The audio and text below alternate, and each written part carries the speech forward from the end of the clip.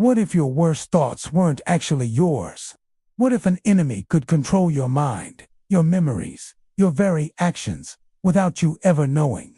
It sounds like something out of a spy movie. But during the chilling heights of the Cold War, the CIA became absolutely obsessed with this terrifying idea. They weren't just afraid of it. They wanted to build it. They launched a top-secret, illegal program to find a truth serum, to shatter the human will, and to achieve total, undetectable mind control. They called it Project MKUltra. This isn't a conspiracy theory. This is a declassified, historical fact. Tonight, we unseal the darkest, most terrifying file in the CIA's official history.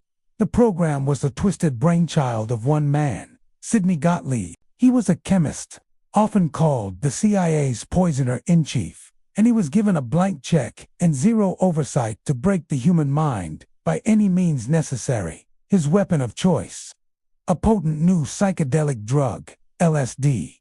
Gottlieb had a terrifying hypothesis. If he could completely erase a person's mind with LSD, he could then rebuild a new, programmed personality in its place, like a blank slate. To test this, the agency set up fake brothels, codenamed safe houses, in New York and San Francisco. CIA agents would hire prostitutes to lure unsuspecting men back to these apartments. Once there, the men would be dosed with LSD without their knowledge or consent, and then secretly filmed and studied through two-way mirrors. These weren't enemy spies. These were ordinary American citizens, on a night out, who had no idea they were guinea pigs in a disturbing government experiment. But LSD was just the beginning. As the project grew, so did its cruelty.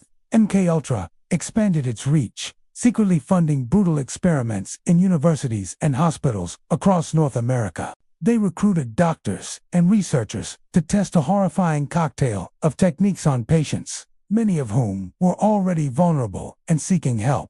They used prolonged sensory deprivation, hypnosis, verbal abuse, induced comas, and massive repeated doses of electroshock therapy. The goal was always the same: to see how much psychological torture it would take to make a human mind completely snap. They weren't trying to heal people. They were trying to see if they could break them, erase their memories, and create a mind that could be controlled. For years, the program operated in total secrecy, a shadow lurking beneath the surface of American society. But such a dangerous and unethical operation couldn't stay hidden forever. Eventually, it claimed one of its own. His name was Frank Olson.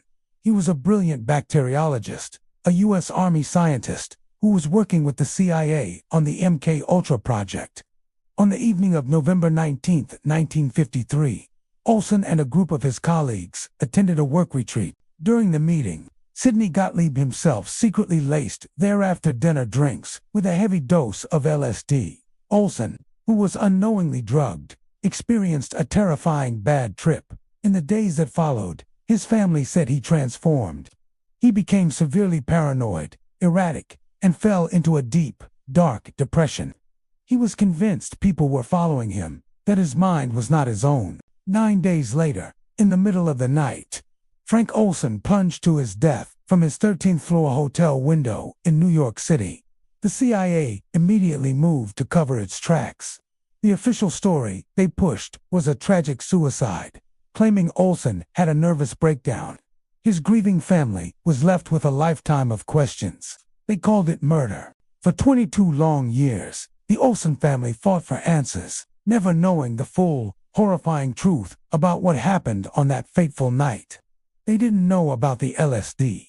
They didn't know their husband and father was a human test subject for the very program he worked on. His death became one of the first cracks in the wall of secrecy surrounding MKUltra, a dark prelude to the shocking revelations that were to come. Then came the Watergate scandal in the early 1970s. As investigations into government corruption intensified, the CIA director, Richard Helms, grew panicked, fearing exposure.